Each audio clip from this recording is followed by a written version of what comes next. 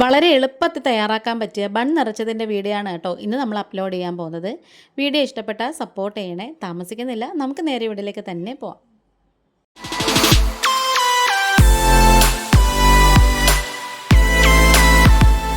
അപ്പോൾ അത് ഞാനിവിടെ ഒരു 2 മുട്ട പുഴുങ്ങാനായിട്ട് വെച്ചിട്ടുണ്ട്. പിന്നെ ഒരു വലിയ സവോള എടുത്തിട്ടുണ്ട്. അതുപോലെ തന്നെ അത്യാവശ്യം വലിപ്പമുള്ളൊരു വെളുത്തുള്ളി എടുത്തിട്ടുണ്ട്. ഒരു ചെറിയ കഷ്ണം ഒരു 4 ഇഞ്ച് നീളത്തിലുള്ള ഇഞ്ചിയും കൂടി എടുത്തിട്ടുണ്ട്.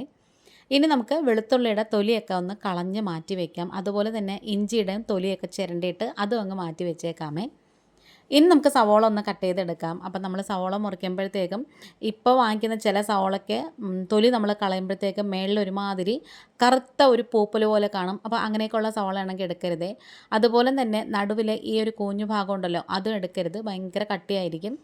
ഇനി നമുക്ക് ഈ സവോളയൊക്കെ ചെറുതായിട്ടൊന്ന് കട്ട് ചെയ്ത് വെക്കാം, കൊത്തിയരിഞ്ഞ് വെക്കാം. അല്ല നീളത്തിൽ അരിയണമെന്നുണ്ടെങ്കിൽ അങ്ങനെ വേണമെങ്കിലും ചെയ്യാം.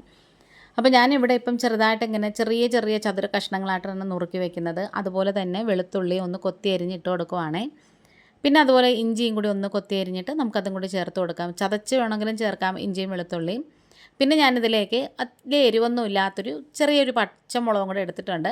അത് ഇതേപോലെ വട്ടത്തിലൊന്ന് കട്ട് ചെയ്തിട്ട് അതും കൂടി ചേർത്ത് കൊടുക്കാം. അപ്പോൾ നമ്മുടെ കഷ്ണങ്ങളൊക്കെ ഇവിടെ റെഡി ആയിട്ടുണ്ട്. ഇനി നമുക്ക് ചീനിച്ചട്ടി വെച്ച് കൊടുക്കാമേ.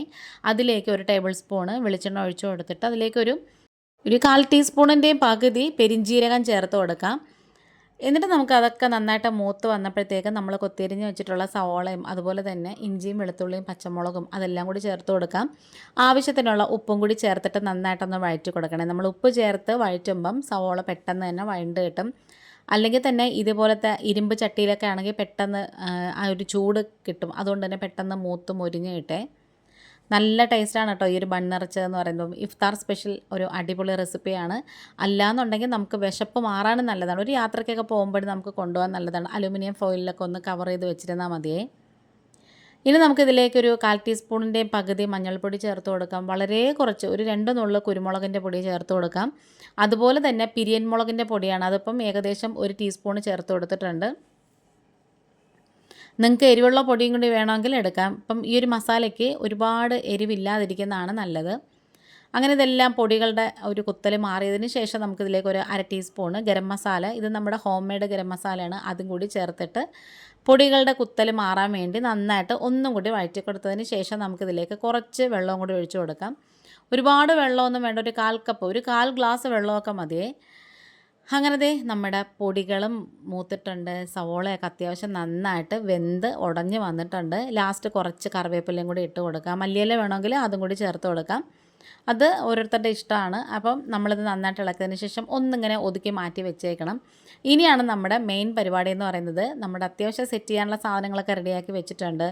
ആ മസാല വേറൊരു ചെറിയ കിണ്ണത്തിലാക്കി വെച്ചു. അതുപോലെ തന്നെ പുഴുങ്ങിയ മുട്ട 2ആയിട്ട് ഇങ്ങനെ കീറിയിട്ട് അതും മാറ്റി വെച്ചു. നമ്മുടെ ബണ്ണും ഇവിടെ സെറ്റാക്കിയിട്ടുണ്ട്.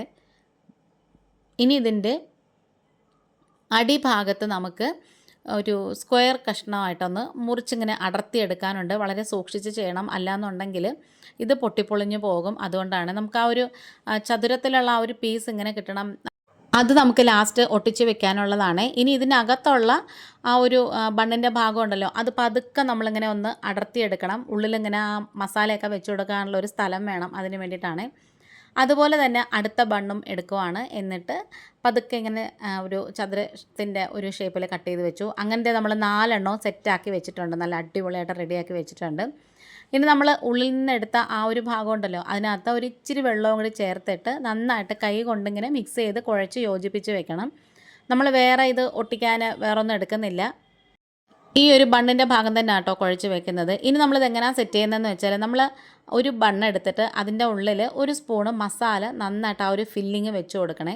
അത്യാവശ്യം നന്നായിട്ട് അങ്ങനെ ഫില്ലിങ് വെച്ച് കൊടുക്കണം. എങ്കിൽ മാത്രമേ പിന്നെ നമ്മൾ കഴിക്കുമ്പോഴത്തേക്കും നല്ലൊരു ടേസ്റ്റ് കിട്ടത്തുള്ളൂ. ശരിക്കും പറഞ്ഞാൽ നമ്മളിത് മുട്ട പപ്സൊക്കെ കഴിക്കത്തില്ലേ, ആ ഒരു ടേസ്റ്റാണ്. ഇനി നമുക്കിതിലേക്ക് ആ ഒരു മുട്ടയുടെ ഒരു ഭാഗം മുറിച്ച് വെച്ചിട്ടുള്ള ഒരു ഭാഗം ഇങ്ങനെ വെച്ച് കൊടുക്കാം. അതിൻ്റെ മുകളിലേക്ക് കുറച്ചും കൂടി മസാല വെച്ച് കൊടുക്കണം. ഇങ്ങനെ മസാല വെക്കണമെന്ന് നിർബന്ധമില്ല, പക്ഷേ ഇങ്ങനെയും കൂടി വെക്കുകയാണെങ്കിൽ നല്ല ടേസ്റ്റ് ആയിരിക്കും. നമുക്ക് കുറച്ചും കൂടെയൊക്കെ ആ ഒരു മസാലയുടെ ഒരു ഫ്ലേവറൊക്കെ കിട്ടും. ഇനി ഇത് നമ്മുടെ മാറ്റി വെച്ചിട്ടുള്ള ആ ചതുര കഷ്ണം എടുത്ത് വെച്ചു. എന്നിട്ട് നമ്മൾ കുഴച്ച് മാറ്റി വെച്ച ബണ്ണിൻ്റെ ആ ഒരു ഭാഗമില്ലേ, അതും കൂടി ഇതിലേക്ക് ഇങ്ങനെ 4 വശത്തും വെച്ച് ഇങ്ങനെ ഒട്ടിച്ച് കവർ ചെയ്ത് ഒട്ടും ലീക്കാവാതെ നന്നായിട്ട് ഇങ്ങനെ ഒന്ന് തട്ടിപ്പൊത്തി ഇങ്ങനെ വെച്ച് കൊടുക്കണം. ഇങ്ങനെ വെക്കുമ്പോഴത്തേക്കും അത് കറക്റ്റായിട്ട് സ്റ്റഫായിട്ട് ഇരുന്നോളെ. അങ്ങനത്തെ നമ്മൾ 4 എണ്ണവും സെറ്റാക്കി അടിപൊളിയാക്കി ആക്കി വെച്ചിട്ടുണ്ട്. ഇനി നമുക്കൊരു പാൻ വെച്ച് കൊടുക്കാം. ഇത് പൊട്ടിപ്പോവാതെ നമ്മൾ ശ്രദ്ധിക്കണം, അതാണ്. അപ്പോൾ നമ്മുടെ 4 എണ്ണത്തിന് ഇത്രയും മസാല കറക്റ്റായിരുന്നേ. ഈ ഒരു അളവിൽ എടുക്കുകയാണെന്നുണ്ടെങ്കിൽ 4 എണ്ണം നന്നായിട്ട് ഉണ്ടാക്കി എടുക്കാമേ. ഇനി നമുക്ക് ഇതേപോലെ ഒരു പാൻ വെച്ച് കൊടുത്തിട്ട് അതിലേക്ക് കുറച്ച് വെളിച്ചെണ്ണ ഒഴിച്ച് കൊടുക്കാം. നിങ്ങൾക്ക് ഫ്ലേവർ ഇഷ്ടമാണെന്നുണ്ടെങ്കിൽ കുറച്ച് ബട്ടറും കൂടി ചേർത്ത് കൊടുക്കാം. ഞാനിപ്പോൾ ഒന്നും ചേർത്തിട്ടില്ല, സാധാ വെളിച്ചെണ്ണ മാത്രമേ എടുത്തിട്ടുള്ളൂ. ഇനി നമുക്ക് ഓരോ ബണ്ണായിട്ട് ഇങ്ങനെ വെച്ച് കൊടുക്കാം. അപ്പം എനിക്കൊരു 3 എണ്ണം വെക്കാനുള്ള സ്ഥലമേ കിട്ടിയുള്ളൂ. അതുകൊണ്ട് ഞാനിപ്പം ഒരെണ്ണം മാറ്റി വെച്ചിട്ടുണ്ട്. അത് പിന്നീട് വെക്കാമെന്ന് വിചാരിച്ച്.